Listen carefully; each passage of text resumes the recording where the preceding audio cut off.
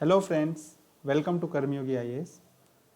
तो हम पढ़ रहे थे लिबरलिज्म और पिछले वीडियो में हमने देखा था क्लासिकल लिबरलिज्म को। आज का जो वीडियो है उसमें हम मॉडर्न लिबरलिज्म को पढ़ेंगे। तो आज की किताब को शुरू करते हैं। अगर अभी तक के वीडियोज़ आपने देखे नहीं हैं तो प्लीज़ प्रीवियस सारे वीडियो जो हैं वो आप देख लीजिए, क्योंकि ये चैन की तरह एक वीडियो नहीं देखेंगे तो दूसरे कोई मतलब नहीं निकलता। सो मॉडर्न लिबरलिज्म अगर आप क्लासिकल को नहीं पढ़े होंगे तो समझ नहीं आएगी आपको। ओके, सो चलो विदाउट मच डिले आज की कथा को शुरू करते हैं।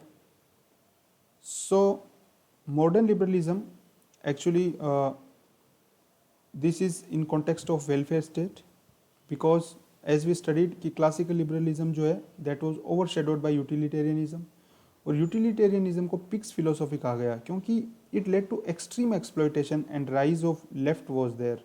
Okay, that's why there was revision of this philosophy, क्योंकि बहुत ज़्यादा एक्सप्लॉयटेशन हो गया, profiteering and there was left का मतलब यही जो मार्क्स वगैरह हैं, तो सोशलिज्म, कम्युनिज्म, ये सब आए किस वजह से? एक्सट्रीम एक्सप्लॉयटेशन हो गया, एक्सट्रीम लेवल का। So in that context modern liberalism दी गई है, मतलब उसमें कुछ सुधार करने के लिए क्लासिकल या एक्सट्रीम एक्सप्लॉयटेशन है उसको ख़त्म करने के लिए। That's why the concept of welfare state. So the scholars of modern liberalism, they are J.S. Mill. He shows the transition because he tried to do revision of utilitarianism, and he brings idealism, Kantian tradition. अगर आपको नहीं पता कैसे, तो जो J.S. मिल का हमने पढ़ाया है वेस्टर्न पॉलिटिकल थॉट में लेक्चर, उस लेक्चर को आप ज़रूर देखिए, आपको क्लियर हो जाएगा। फिर भी अगर नहीं क्लियर हो पूछिए, मैं बताऊँगा personally. And he actually deals with the inconsistencies in the theory of liberalism, revision of utilitarianism, and deals with the inconsistency in the theory of liberalism. कैसे करता है ये हमने पहले ऑलरेडी बता दिया है। ये एक स्कॉलर थे, दूसरे टी.एच. ग्रीन थे, फादर ऑफ पॉजिटिव लिबरलिज्म भी उनको कहा जाता है ना। Modern liberalism is positive liberalism. Positive का मतलब होता है स्टेट का काम, प्लस माइनस से याद रखो। प्लस का मतलब यस होता है ना, तो मतलब स्टेट का इंटरफेरेंस यस है। माइनस का मतलब एक हिसाब से नेगेटिव होता है, तो स्टेट का इंटरफेरेंस नो है, ऐसे याद रखो। तो पॉजिटिव लिबरलिज्म मतलब ये स्टेट के इंटरफेरेंस को बोलते हैं, वेलफेयर स्टेट, और वो स्टेट का इंटरफेरेंस मिनिमम करते हैं। नेगेटिव लिबरल्स आप बोल सकते हो, ठीक है। क्लासिकल लिबरल जो हैं तो वो मिनिमम स्टेट चाहते हैं, नाइट वॉचमैन जैसे जॉन लॉक वगैरह थे। TH. Green father of positive liberalism है। लास्की, मिल हो गए, टी.एच. ग्रीन। मिल एक्चुअली ट्रांजिशन थिंक करते, टी.एच. ग्रीन और लास्की को आप मतलब एग्जांपल दे सकते हो मॉडर्न लिबरलिज्म में। लास्की जो है उन्हीं से अपने कॉन्स्टिट्यूशन में डीपीएसपी जो है, सोशल और इकोनॉमिकल जो राइट्स हैं, उसका कॉन्सेप्ट लास्की के थ्योरी से आता है। And then Bosanquet, Bradley. तो ये जो लास्की हैं, ब्रेडले हैं, दे और टी.एच. ग्रीन है, इनको ऑक्सफोर्ड आइडियलिस्ट्स कहा जाता है, ठीक है। क्यों? मतलब ये जस्ट कहा जाता है उनको, एक जैसे होता है ना कोई कैटेगरी को कोई बोलने लग जाते हैं, American school of political science, उस हिसाब से। So they are Oxford idealist and they say that state is institution of virtue. And state क्यों virtue, institution of virtue? Because it leads to capacity building. Man is moral individual, they say man is moral individual. And classical they say atomistic man. Okay, हमने पढ़ा था, पीछे जाके देखो, atomistic, coldly calculating, ये सब चीज़ें। और developmental man can give back to the society, and atomistic man lead to possessive individualism, और moral individual developmental man होता है जो give back कर सकता है सोसाइटी को। that's why progressive taxation is good. so यही है social liberalism, modern liberalism, sorry. so society is not just aggregate of all the units or all the parts. they do not take the aggregative view of the society. they say that there is like a society, ये अगर society, this is not just the sum of all the individuals. okay, the individual owe something to the society, so he is responsible, like he has moral obligation or responsibility toward the society, and there is a interaction and there is a effect upon each other, individual effect on society and society's effect on individual. So actual origin of rights not natural but moral और societal. जो classical liberal वो कहते हैं कि state of nature से आता है सब कुछ, बट ये बोल रहे हैं कि नहीं, नेचर से नहीं आता, ये मॉरल और सोशल सोसाइटल जो है something little bit similar to communitarianism. अब एग्जैक्टली ये नहीं है कि ये लोग कम्युनिटेरियन स्कॉलर्स हैं, ठीक है, लेकिन ठीक है, मतलब थोड़ी सी बात इनकी मिलती है। बोलते हैं ना पॉलिटिकल साइंस में there is overlap, so this part is overlap with the communitarian scholars, which part, that origin of rights is not natural but moral and societal. So society के अंदर जो ओरिजिन है that is overlapping with the communitarian scholars. So equality, they say equality means positive discrimination, positive, okay. और Supreme Court का एक famous statement आप बोल सकते हो कि article 16(4) it is not exception of equality but it is facet of equality. कैसे? 16(4) क्या है? रिजर्वेशन वाला आर्टिकल है ना, तो reservation is not a facet of inequality, it is facet of equality, it is not exception to equality but it is facet of equality. So this मतलब captures the soul of positive discrimination और इक्वलिटी। Actually positive discrimination नहीं बोलना चाहिए, है ना, क्योंकि discrimination itself is a wrong word, but ये बोल सकते हैं कि this is not exception to liberty, okay, this is sorry, this is not exception to equality but this is facet of equality. So positive liberalism जो है उसमें qualified equality होती है, क्वालिफाइड इक्वलिटी, क्वालिफाइड इक्वलिटी है, ठीक है। Justice, and for justice, providing justice, they say that affirmative action is must. on economic doctrines, इसका जो है जो अपने क्लासिकल का पढ़ा था वो किसने दिया था? लेसार्स फियर का जो था,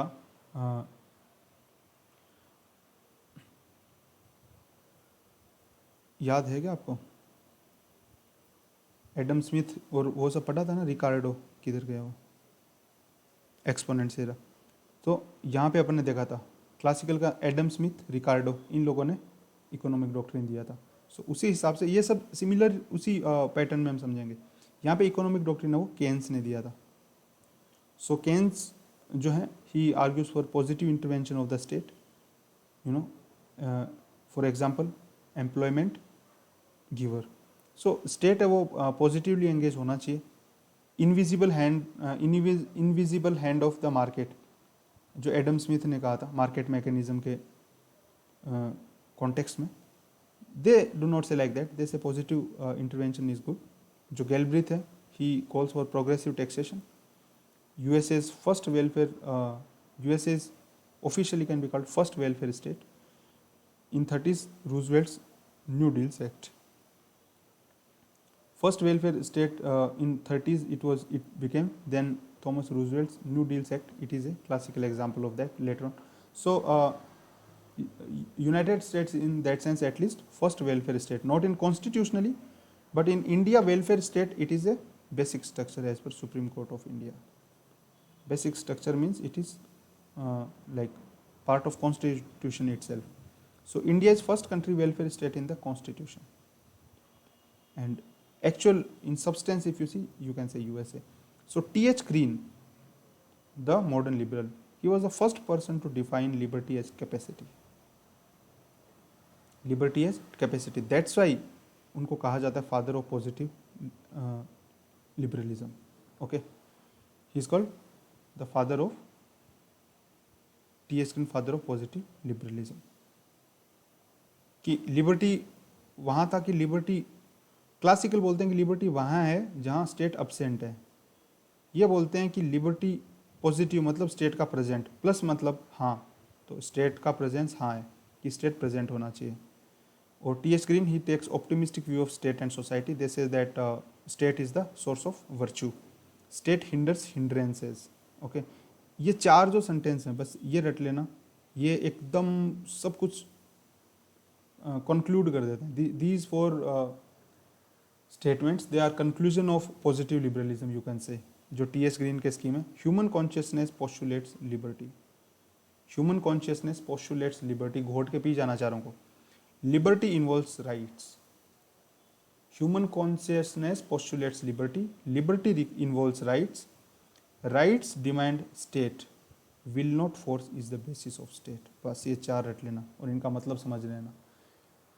human consciousness postulates liberty. Okay, सबसे पहले liberty. Liberty involves rights. Okay, rights demand state and will not force is the basis of state. समझ गए इसका मतलब? और इससे आप पूरी भावना भी समझ गए होंगे इनकी कि भाई ह्यूमन कॉन्शियसनेस, लिबर्टी हमारी इनहेरेंट है और लिबर्टी के लिए हमें क्या चाहिए? राइट्स चाहिए। अगर राइट ही नहीं होंगे तो कैसे लिबर्टी होगी? अब राइट देगा कौन? स्टेट देगा। तो राइट अगर चाहिए तो स्टेट का होना जरूरी है। लिबर्टी के लिए राइट्स का होना जरूरी है, राइट्स के लिए स्टेट का होना जरूरी है। और अगर स्टेट है तो वो ऐसा हो कि जो फोर्स नहीं करे। सो होब्स थे वो एक हिसाब से दूसरा कॉन्सेप्ट देते हैं पावर और कैपेसिटी का, कि absence of internal impediments to the motion. He says power और कैपेसिटी अगर है वो तो है absence of internal impediments to motion, जो मोशन ऑफ पार्टिकल्स बताते हैं ना थॉमस हॉब्स, पीछे के लेक्चर में देखना। तो इंटरनल इम्पेडिमेंट जो है उसका एब्सेंस वो तो होती है पावर और कैपेसिटी। और फ्रीडम मतलब absence of external impediment, absence of external impediment. तो ये जो गवर्नमेंट है इसको क्या देखते हैं? इम्पेडिमेंट देखते हैं गवर्नमेंट को, इम्पेडिमेंट। तो absence of the external impediment means freedom. Hobbes ने क्या कहा था? Liberty is where law is silent. Okay, तो जहां लॉ है वहां कोई लिबर्टी नहीं है। जबकि ये उल्टा बोलते हैं, ये बोलते हैं कि लिबर्टी के लिए राइट्स चाहिए और आपको राइट्स देगा कौन? स्टेट ही तो देगा राइट। तो जो स्टेट है वो तो अगेंस्ट कैसे हुआ लिबर्टी की? वो तो लिबर्टी प्रोवाइड करवाने वाला हो गया। So that's what it is. Then last की there is transition in ideas and last की first initially he was liberal, then he had socialism influence, then finally he gives theory and he becomes a scholar of positive liberalism, so somewhere in between. So social plus economic rights को advocate करते हैं last की, and he derives inspiration for democratic societies, socialist। फेबियंस जो हैं उनके लिए inspiration रहते हैं, क्योंकि फेबियंस हैं, हम आइडियोलॉजी में आगे देखेंगे भी सोशलिज्म के अंदर कि Fabians and they are somewhere in between the socialism and positive liberals. So he is the Lasky is the inspiration for positive liberals and he is the teacher of Pandit Nehru. So इनका ये statement है, काफ़ी famous 2-3 statement है, ये please याद रखिएगा, रट लेना। Rights are those conditions of social life, rights are those conditions of social life without which no one in general can seek to be at his best. Rights are those conditions of social life without which no one in general can seek to be at his best. Every state is known by the rights it provides. Every state is known by the rights it provides. The social order which is not based on rights is based on sand. Sand का मतलब एकदम मिट्टी पे लिखा हुआ है, कभी मिट सकता है। The social order which is not based on rights is based on sand. Rights are claims not empty of duties. तो ये गांधी जी की तरह है, इस राइट्स के अंदर duties are inherent in embryonic form in the rights, ये था ना, उसी हिसाब से rights are claims not empty of the duties. So Laski का स्टेटमेंट किन से मेल खाता है? महात्मा गांधी जी से, कि राइट्स के साथ ड्यूटी ऑटोमेटिकली होती है। And now we come to neo liberalism. So social liberalism, बस इनका यही चलता रहता है। क्लासिकल का जब बैकलैश हुआ तो मॉडर्न लिबरलिज्म, मॉडर्न का बैकलैश हुआ तो नियो लिबरलिज्म, और नियो लिबरलिज्म का बैकलैश होगा तो सोशल लिबरलिज्म। बस यही चलेगा सब, ठीक है। नियो और सोशल जो है ये कंटेम्प्रेरी टाइम्स में बोले जा सकते हैं। So neo liberalism it shows rolling back of state, ठीक है, ये बैकफोर्ड चलेगा कि सबसे पहले क्लासिकल के अंदर स्टेट नहीं था, फिर मॉडर्न के अंदर स्टेट आ गया, नियो लिबरल के अंदर rolling back of state. 1970s का जो टाइम है, थैचरिज्म एंड रीगनिज्म जब कहा जाता है कि only alternative there is no alternative, ठीक है। ये फेमस मार्गरेट थैचर जो थी, यूके की जो प्रेसिडेंट थी उस वक्त, उनका famous statement, there is only alternative is there is no alternative, because welfare state became nanny state. Welfare state और नैनी स्टेट बन गया, मतलब हर चीज़ जैसे नैनी ध्यान रखती है ना एक बच्चे का, उस हिसाब से welfare state has started taking off everything of a person and that is not the business and stuff of the state. So nanny state नहीं बनना चाहिए। So that's why there is only alternative, there is no alternative and nanny state is not sustainable. And in 70s we see this in Europe and United States. In 90s we see in Russia, Eastern Europe, we see shock therapy and structural adjustment. And in India we see it in the form of structural adjustment, Mahalanobis. Sorry, in India we see Manmohanix. This is Manmohanix. Economics से बना है मनमोहनिक्स. Dr. Manmohan Singh, the former Prime Minister, he is known as the pioneer of LPG reforms. He is the pioneer of LPG reforms. So Manmohanix, economics is equal Manmohanix. Structural adjustment in India, shock therapy in Eastern Europe. जो shock therapy उस वक्त होता है glass not perestroika, और जो USSR जो break down होता है उससे रिलेटेड है शॉक थेरेपी. वहाँ पे भी जो है जो लिबरल जो कॉन्सेप्ट्स हैं उनको अडॉप्ट किया जाता है मार्केट इकोनॉमी के. सो that was called shock therapy in USSR, eastern Europe, and structural adjustment in India. So 90s के अंदर इन कंट्रीज़ में देखा जाता है rolling back of state, 70s में यहाँ पे देखा जाता है. और neoliberalism, it is shown, it is represented by these trinity of IMF, WTO and World Bank. World Bank, WTO and IMF, they are known as the guardian institutes of neoliberalism. क्योंकि जितनी भी ट्रेड पॉलिसीज़ हैं, जितनी भी loan का है, जितना भी करेंसी का है, ये सब कौन करता है? ये तीन चार ही तो चीज़ें होती हैं. ट्रेड हो गया आपका, है ना, आपका करेंसी हो गई, ठीक है, ट्रेड, करेंसी, और जो भी आपका व्यापार है, कॉमर्स हो गया. So all these things are controlled by IMF, WTO, World Bank. So they are called the trinity of neoliberalism. Then 10 principles of Washington Consensus by James Williamson. And LPG reforms, they are product of that only. Reduce fiscal deficit, targeted subsidies, reducing fiscal deficit, increasing FDI, right to property. ये सब market friendly जो reforms हैं, they are like these kind of principles are principles of Washington Consensus known by neoliberalism. जो right to property है, Nozick और Hayek, वो सब right to property बहुत ज़्यादा बोलते हैं. minimum state is motivating, वो बोलते हैं मिनिमम स्टेट इज़ मोटिवेटिंग. सो इसका मतलब कम से कम हमारे ऊपर आप वो रखो, कम से कम चेक एंड बैलेंस है, कम से कम रूल्स रेगुलेशंस रखो.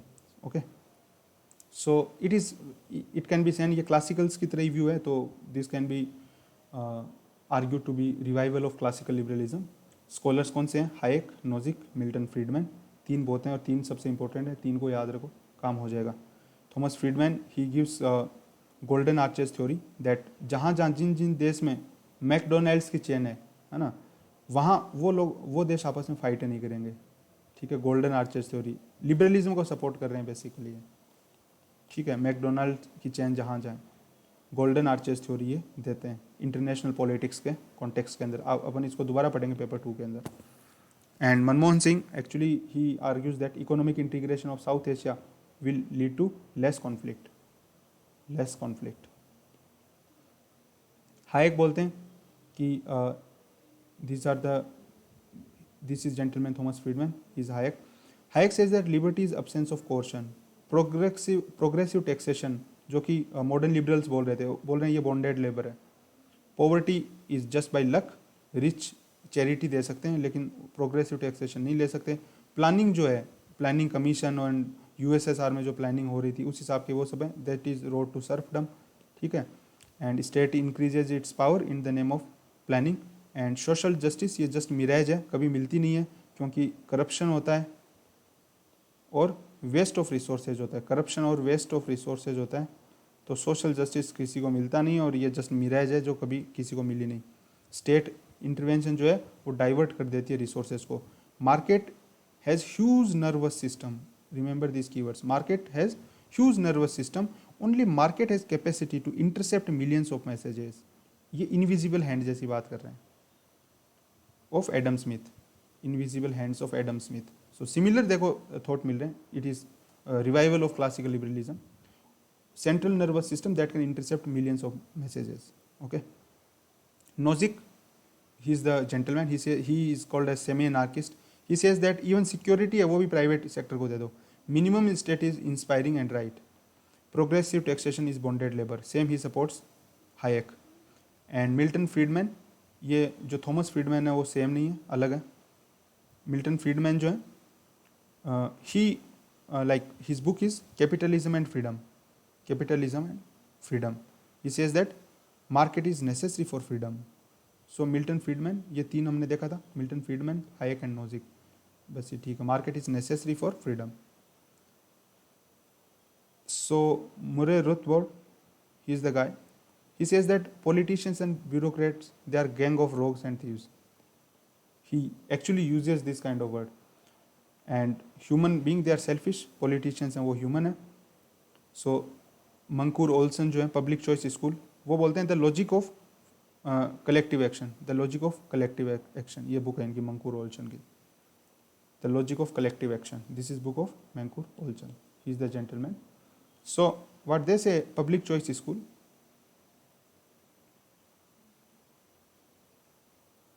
दे say that free rider problem, कि एक्चुअली पब्लिक चॉइस जो स्कूल है, they use economic tools for solving the traditional political science problem. So they give example of free rider problem. What he says that individuals in any group attempting collective action, individuals in any group attempting collective action will have incentives to free ride on the efforts of others if the group is working to provide public goods. तो ये क्या बोल रहा है, अगर individuals हैं वो अगर किसी का पार्ट कलेक्टिव एक्शन का पार्ट है और पब्लिक गुड अगर दिया जा रहा है तो ये फ्री राइड करेंगे. मतलब सब लोग पार्टिसिपेट नहीं करेंगे, कुछ लोग फ्री के अंदर मुफ्त का खाएंगे, सीधी सी बात ये बोल रहा है. ठीक है, फ्री राइडर मतलब मुफ्त का खाना. जैसे पार्क होता है तो पार्क के अंदर हो सकता है सफाई करने के लिए कुछ ही लोग आएँ, लेकिन कुछ लोग उसका फ़ायदा उठाएंगे जस्ट और यूटिलाइज करेंगे फैसिलिटीज़ को. बट ये बोल रहे हैं individuals will not free ride in groups that provide benefits only to active participants. कुछ लोग सिर्फ पैसिव पार्टिसिपेंट, जैसे खूब बड़ा वो है एक ग्रुप है ना, रिजर्वेशन के लिए मांग कर रहे हैं. अब जरूरी नहीं है सबने एजिटेशन किया, कुछ लोग फ्री का फ़ायदा उठा रहे हैं. मैं जस्ट ऐसे ब्रॉड एग्जांपल दे रहा हूँ फ्री राइडर प्रॉब्लम समझाने के लिए आपको, है ना. कोई एक, don't take this examples literally. So if the group is working to provide public goods, तो वो फ्री राइड करेंगे, कलेक्टिव जो है कलेक्टिव एक्शन अगर होगा तो. लेकिन अगर आप इंसेंटिव दोगे कि सिर्फ एक्टिव मेंबर्स को ही बेनिफिट मिलेगा तो वो फ्री राइड नहीं होगी. सो बेसिकली वो वही बोलना चाह रहे हैं कि फ्री राइड का मतलब यहाँ पे सॉर्ट ऑफ जो आपको, जैसे आप डायरेक्ट बेनिफिट ट्रांसफ़र जो है, इन्होंने एग्जैक्टली ऐसा नहीं मतलब बोला है इसके अंदर फ्री राइडर प्रॉब्लम है, बट अपन समझ सकते हैं कि ये बोल रहे हैं कि भाई इंसेंटिव दो, बिना इंसेंटिव के आप कोई भी चीज़ दोगे तो लोग फ्री का वो मतलब फ्री का बेनिफिट उठाएंगे. ठीक है, तो इसके अंदर जो भी आप इंसेंटिव सोच सकते हो, है ना. फ्री बीज जिनको कहा जाता है, actually he is speaking against freebies sort of thing. So that is against the like social welfare, and that is against the modern liberalism we can see. So result of neoliberalism क्या होता है, exclusive growth होनी start हो जाती है जो कि unsustainable है. क्रॉनिक कैपिटलिज्म फ्लरिश करती है ना. थॉमस पिकेटी की बुक है capital in the 21st century, है ना. The capital in the 21st century, Thomas Piketty. That book is written in the context of the results of neoliberalism, exclusive growth, unsustainable and chronic capitalism, and cracks even in the core countries. For example, Brexit, America first we can see. And socialism may re-emerge as anti-capitalism because capitalism has led to extreme inequalities. You can quote the Oxfam reports also that more than 90% of wealth of the world that is concentrated at less than 10% in hand of less than top 10% of the people. And decline of the centrist parties, we can see there is rise of right. ये किस लिए हो रहा है ना, क्योंकि protectionism की वजह से तो हो रहा है. प्रोटेक्शनिज्म या फिर आप बोलो कि securing the rights of the local people, rise of right in rightist parties जो हैं अभी अभी यूरोप में कहाँ पे गवर्नमेंट में आई है, एक तो स्वीडन के अंदर और स्वीडन के अलावा इटली के अंदर. So rise of right shows that there is growing discontent among the people. So that was all about the, हमने पढ़ लिया, that was all about the new liberalism. So हमने क्लासिकल पढ़ा, हमने मॉडर्न पढ़ा और हमने न्यू लिबरलिज्म पढ़ा।